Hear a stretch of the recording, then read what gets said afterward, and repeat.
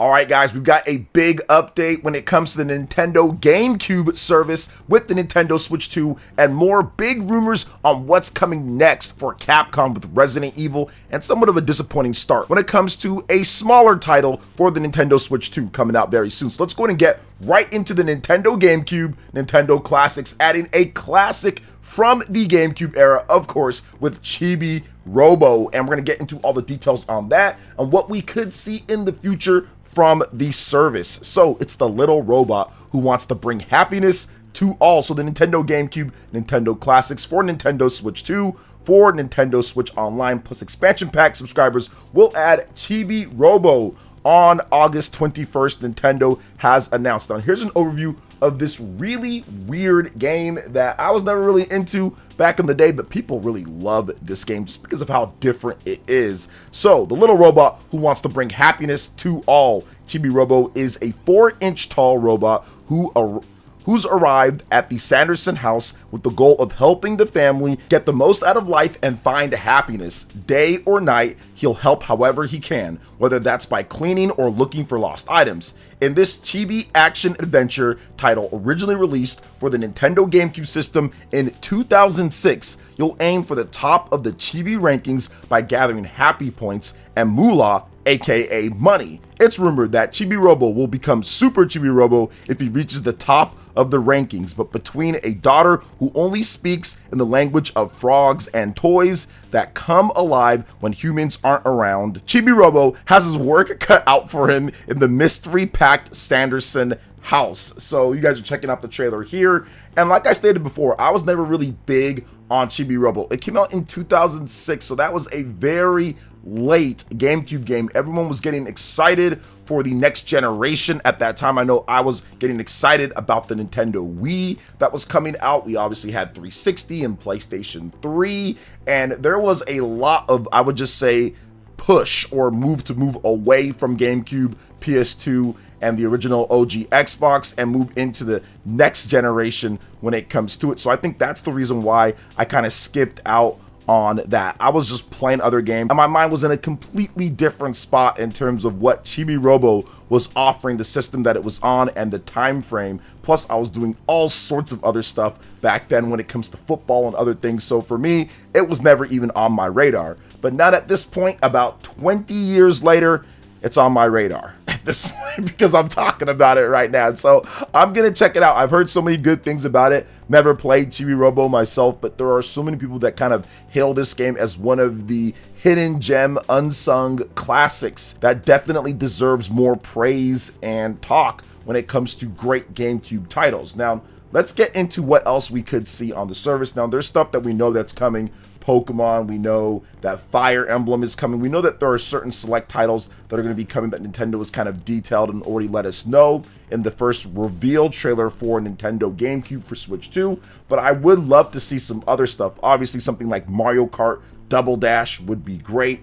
Animal Crossing, I think that's probably going to come over at some point. Eternal Darkness is another game that people really like, a cult classic on the GameCube. Fire Emblem Path of Radiance, we know that game is coming. Of course, I'd love to see that on there as well. Luigi's Mansion, that's probably going to come as well. Skies of Arcadia Legends. I think that this game absolutely needs to be re-released in some form because it's never been re-released by Sega in any way, shape, or form. There's been no remasters, no remakes, no anything of the Legends version. Now, the Legends version was a port of the original Dreamcast version, and there was a PS2 version, but that was canceled. The team was split up, and they all went their separate ways in terms of on different projects, maybe even different companies. So Skies of Arcadia is truly a one-of-a-kind type of title that I feel absolutely needs to be on the Nintendo GameCubes for Switch 2. So I'm hoping that Sega and Nintendo can kind of come together and get something done, or at least at the bare minimum, Sega kind of re-releases this game in some form themselves.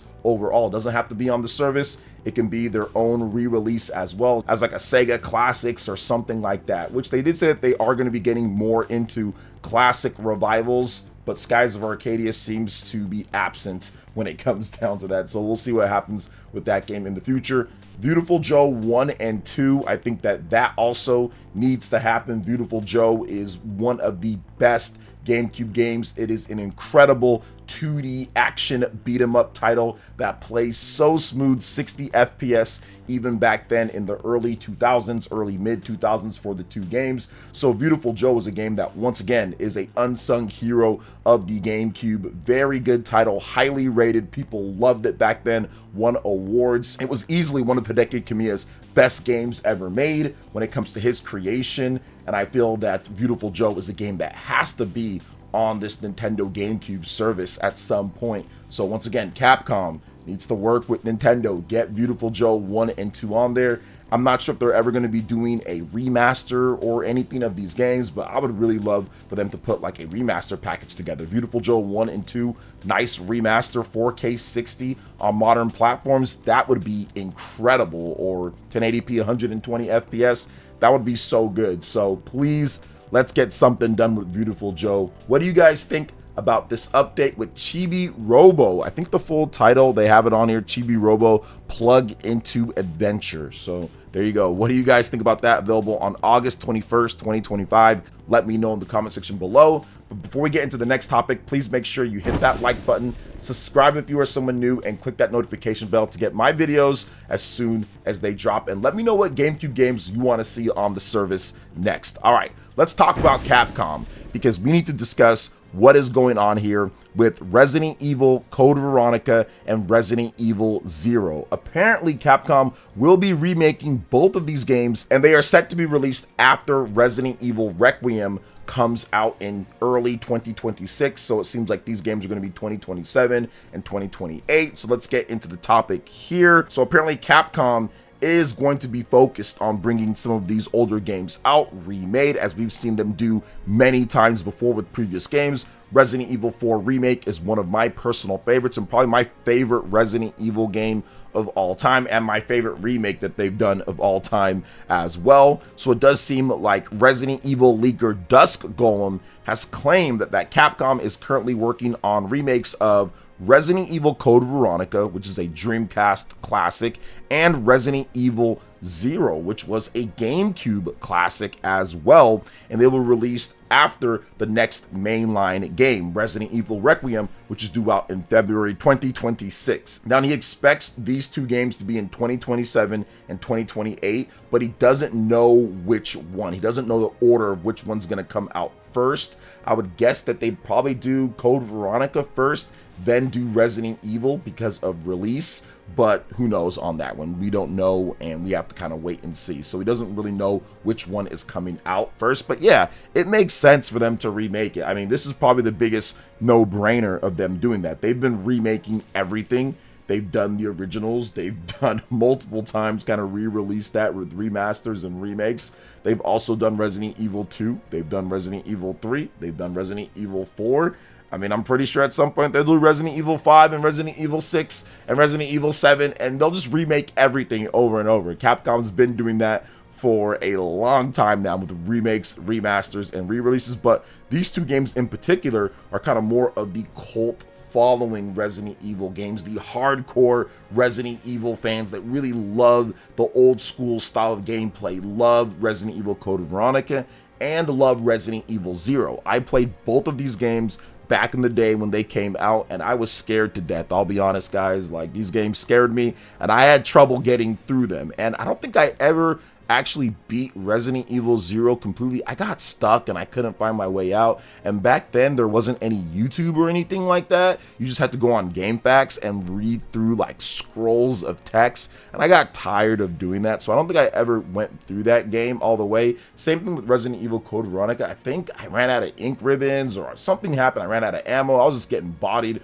over and over, so I think I just ended up not finishing that game either. So if they remade both of these games, I'll probably pick them up and play them again and probably beat them this time overall. But I played both of these games a lot. I put a ton of hours into both of them. So if they remade them with better graphics, just like I bought most of the previous Resident Evil remakes and re-releases as well. So what do you guys think about Capcom bringing back Resident Evil Code Veronica and Resident Evil 0 in brand new remakes on modern platforms in 2027 and 2026? Let me know in the comment section below. Next, we're going to move on to the review roundup for Drag and Drive on the Nintendo Switch 2, and things are off to an expected pretty mixed to bad start. So far, there's around 24 to 27 reviews. It's kind of fluctuating, the reviews coming in or not, but it's right around where I thought this game would be. It's right around a 6 out of 10 or a 60 average score with not many positive scores, which is at least 75 or above. Pretty much all the scores are 74 and below. A lot of 6s, a lot of 7s, a lot of the mixed yellow in there. 96% of the reviews so far that I'm looking at, with only 4% one positive, which is the 75 and up. It's out on August 14th for $20, so it's also not a full price game, not even close to that. So let's get into what the reviews had to say about it. So Area Hugones, they gave it the only one positive score, 7.5 out of 10. And I mean positive as in Metacritic's green review score. There are other positive scores, like 7 out of 10 isn't necessarily all negative, but you guys get what I'm saying when it comes to the actual green, yellow, and their color coding for positive, mixed, and all that. So 7.5 out of 10. Drag and Drive is another one of those crazy Nintendo bets that works really well and becomes fun as you understand and overcome its difficulty curve. A bold and inclusive and above all innovative gamble, the Joy-Con 2 response and mouse mode is a delight, and its mechanics are fun for passing time with casual matches. It can become frustrating if you run into experienced players, but the foundation and learning are there. So yeah, that's the thing that I had with this game when I played it, because I did check it out, live streamed it the other day, and the learning curve is high with the mouse mode controls. All right, next up is from games.ch. They gave it a 7.4 out of 10, saying the idea for Drag and Drive is clearly inspired by Rocket League. Nintendo makes a unique and entertaining sports game out of it that delivers a neat use of mouse and motion controls for the Joy-Con 2, but although it's much more than a clone, the game can't nearly reach its apparent template, especially concerning adaptability and other individualization options. Next up, 7 out of 10 from Digital Trends, and says Drag and Drive feels like an excellent prototype more than a full package. The control scheme proves to be more than just a gimmick and makes the act of moving engaging, combined with the twist that playing basketball in wheelchairs has on familiar sports. The result is a very solid and enjoyable time, but with only that one mode to hang its hat on, I don't see Drag and Drive rising above a novelty. Next up is from The Gamer, 7 out of 10. Drag and Drive isn't destined to be the next big Nintendo Switch 2 exclusive, but it remains one hell of a compelling case for its underused mouse controls and is a truly original sports title. It'll take some time to get used to its oddball pacing and unorthodox mechanics. Once you've found your wheels on the court, it's hard to pull yourself away. Stevior with a 7 out of 10 says controlling your player is frankly difficult, and I can see people dropping off because they don't enjoy the experience. Thankfully, that's where some of Drag and Drive's mini games come into play, as they not only break up games, but try to encourage refining your ability to control your player. Vooks with the 7 out of 10 says there's nothing inherently wrong with Drag and Drive. The control scheme is engaging and fun, but there's no getting past the fact that, aside from those controls, this is just a very bare bones and drab looking basketball wheelchair game. If the controls aren't enough to keep you hooked, there's nothing else here to hold your attention. The game feels like it was split off from a bigger concept or package of games, and while Nintendo has expressed a desire to make cheaper, smaller titles, they could have at least made them less empty in both atmosphere and features than this one. Alright, Screen Hub with a 7 out of 10 says it's a cool experiment and one that demonstrates the uniqueness of the Nintendo Switch 2, but it's unlikely to have the staying power intended. With a reasonable price point, the barrier to entry is low, but those who dive in may find an experience that wears thin in the long term. And I have to agree with that with the controls. That's going to be a difficult sell for a lot of people for the long term, just because you need to actually move the controllers like that. But I think that playing every now and then might be kind of fun with friends and everything. Next up is from Nintendo Life. This is the last 7 out of 10. Drag and Drive may lack options with regards to online modes, and its controls take a bit of getting used to. However, if you can give up some time to engaging with this one, if you can get past the barriers in terms of controls and early frustrations as you find your rhythm, you'll be rewarded with a unique and very well-made sports game that deserves to find an audience of dedicated fans. Add in some pals and you've got a solid bit of fun for the price. All right, let's get into the 6 out of 10 scores. This one is coming from Destructoid, 6.5 out of 10. It says Drag and Drive is a decent showcase of the unique capabilities of the Nintendo Switch 2 Joy-Con mouse, but frustrating controls and shallow gameplay leave a lot to be desired outside of its cheapish price tag. Shaq News, 6 out of 10, and says, unfortunately, Drag and Drive just doesn't deliver the joy and excitement that I expect from a game developed by Nintendo. Checkpoint Gaming also gave it a 6 out of 10. Tech Radar, 6 out of 10. Inverse, 6 out of 10. WCCF Tech, 5.5 out of 10. Press Start Australia, 5.5 out of 10. PC Mag, 5 out of 10. Games Radar Plus, 5 out of 10. 6 Axis, 5 out of 10. Siliconera, 5 out of 10. Washington Post, that is Gene Park over there. Shout outs to Gene Park. 5 out of 10 says, if you have friends to play this along with the required vigor in your arms, go ahead and maybe add another half star or more to this review. It's a decent price for what could be a good game. It's a creative, good faith effort on a fun concept, but it won't be a good fit for everyone. Also, Game Reactor UK, 5 out of 10. So that's pretty much what I expected. There's going to be people that can get past the controls. It might be more of like a 7 or 6, but if you can't, it's going to be more of like a 5 or maybe even less, depending on what you like. But that's going to wrap it up for everything here, guys. Thank you so much for watching. I do appreciate it. Let me know what you guys thought in the comment section below. And please make sure you hit that like button, subscribe if you're someone new, click that notification bell, and check out my other Nintendo Switch 2 RPG content and more right here on screen. Thanks for watching, and we'll catch you guys for the next one. Peace.